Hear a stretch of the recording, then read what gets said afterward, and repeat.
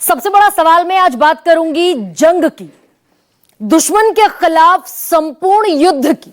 अब इसमें कोई रॉकेट साइंस नहीं है कि जब जब हम युद्ध में दाखिल होते हैं तब ये गारंटी कोई नहीं दे सकता कि नुकसान नहीं होगा। अब कम होगा या ज्यादा होगा ये बिल्कुल अलग बात है। दोनों पक्ष, कोई हारे कोई जीते, नुकसान दोनों पक्षों को होता है। याद कीजिए 1999 का करगिल वॉर, भारत ने 500 से ज्यादा सैनिक अपने खोए, 500 से ज्यादा सैनिकों ने शहादत थी और तकरीबन 1350 सैनिक उस युद्ध में जख्मी हुए। लेकिन हासिल क्या रहा करगिल वॉर का? This is an open book और ये हासिल इतिहास के हर पन्ने पर दर्ज है कि किस तरीके से पाकिस्तान को सबक सिखाया गया। लेकिन आज बात ऑपरेशन सिंदूर की करूंगी कि आज 25 दिन बीत गए ऑपरेशन सिंदूर को। 6 और 7 मई की दरमियानी रात हमने पाकिस्तान के आतंकवादी ठिकानों पर एयर स्ट्राइक की थी। तो सवालों का जो मकड़ जाल है अभी तक सुलझ जाना चाहिए था। विपक्ष जितने सवाल उठाता था या उठा रहा है, उन सारे सवालों का तसल्ली बख्श जवाब मिल जाना चाहिए था। यही डेमोक्रेसी है, पारदर्शिता, ट्रांसपेरेंसी। लेकिन कमाल ऐसा है कि सवाल का ये जो मकड़जाल है सुलझने के बजाय उलझते उलझते उलझते उलझते अब अपनी सुप्रीम डिग्री पर है। और ये मैं इसलिए कह रही हूं क्योंकि 15 मई को देश के विदेश मंत्री एस जयशंकर ने एक बयान दिया था और उसकी एक लाइन बड़ी क्रूशियल हो गई है, हो जाती है बल्कि ऐसी परिस्थिति में। एस जयशंकर ने कहा था, इवन एट द, समझौता भी ले आई निशिकांत दुबे कि 1991 में तो कांग्रेस समर्थित सरकार ने पाकिस्तान के साथ यह तक समझौता कर लिया था कि हमारी एयरफोर्स कहां डिप्लॉय होगी, आर्मी कहां रहेगी और हमारी नेवी कहां रहेगी, पोजीशनिंग क्या होगी हमारी सेनाओं की। इतना जबरदस्त ये पॉलिटिकल वॉर है कि इसमें फैक्ट एंड फिगर्स बड़े पीछे छूट जाते हैं। बहुत सारी फेक न्यूज भी फैलाई जाती हैं और यही सीडीएस कहते दिखे अभी परसों कि 15% एनर्जी हमारी फेक न्यूज से लड़ने में बर्बाद हुई ऑपरेशन सिंदूर के दरमियान। अब सोचिए जरा, जिस देश की सेना की 15% एनर्जी फेक न्यूज से लड़ने में जा रही हो, वहां बीजेपी ने 1991 का वो जो शांति काल का समझौता था उसे प्रोजेक्ट किया इस तौर पर कि हम तो अपनी देश की सेनाओं की जानकारी पड़ोसी मुल्क को, दुश्मन मुल्क को दिया करते थे। यहां तक भी राजनीति आगे बढ़ी।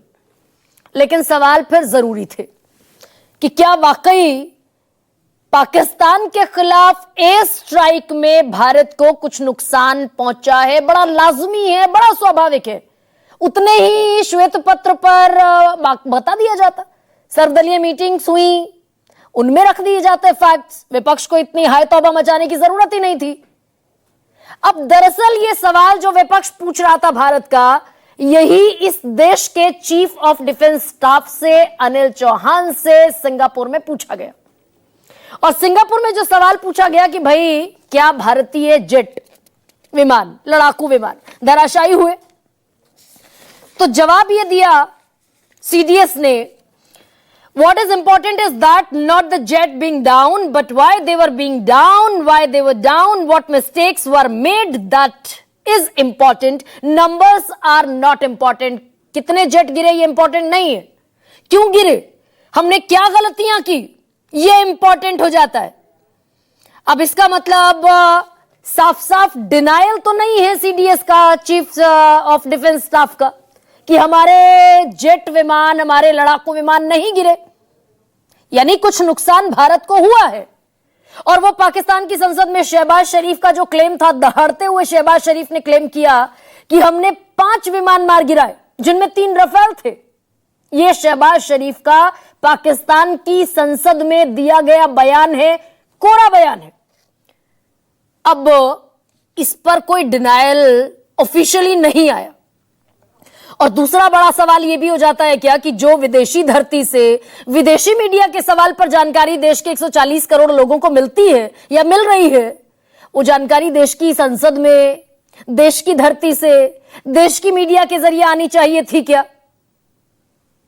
अब यह बड़ा सवाल गंभीर हो जाता है। और ऐसे में बहुत सारी चीजों पर से पर्दा उठा इसी इंटरव्यू के दौरान सीडीएस के। उन्होंने एक और बेहद महत्वपूर्ण बात कही। भाई आपने सुना होगा, इन पिछले 25 दिनों में ट्रंप ने एक बार नहीं 10-10 बार सीना ठोका अपना, बड़बोले व्यक्ति के तौर पर। और ये वो एक एफिडेविट है जो मैं लेकर आई हूं, मैंने कल परसों की डिबेट में भी आपको दिखाया था।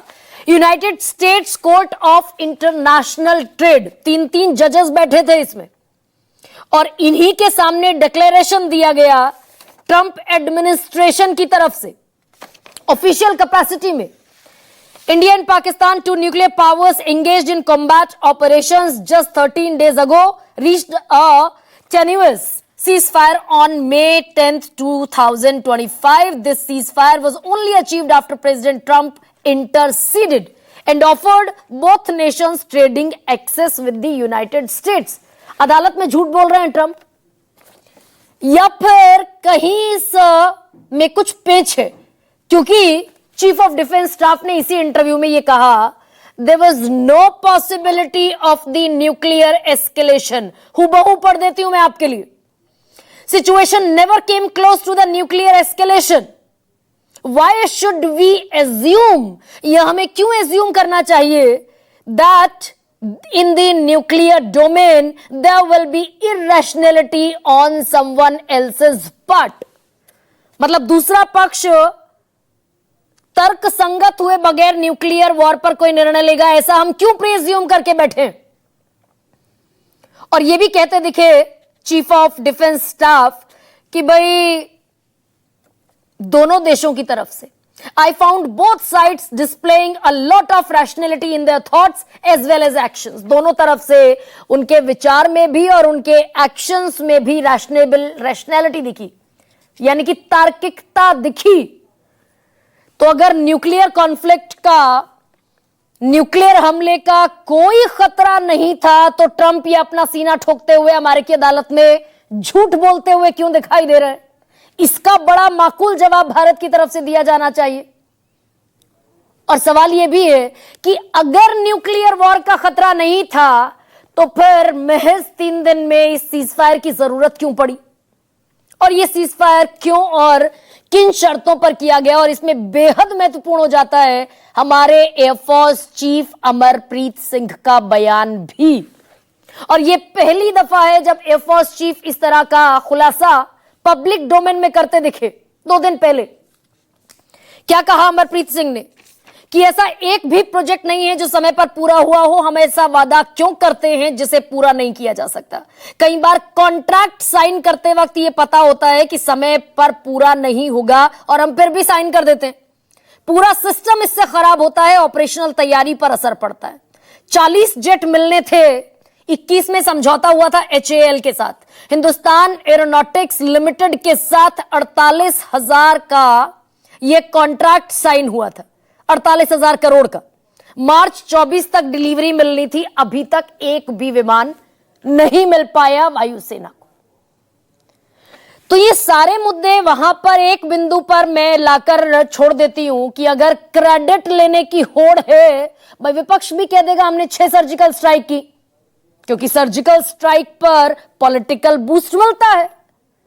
तो अगर क्रेडिट लेने की होड़ है, तो फिर विशुद्ध पारदर्शी जानकारियों को सामने लाने का भी एक रिस्पॉन्सिबिलिटी और एक जिम्मेदारी बनती है क्या? और इस पूरे ऑपरेशन में क्या खोया और क्या पाया, ये पब्लिक के सामने, 140 करोड़ जनता के सामने रखना बड़ी जिम्मेदारी हो जाती है क्या?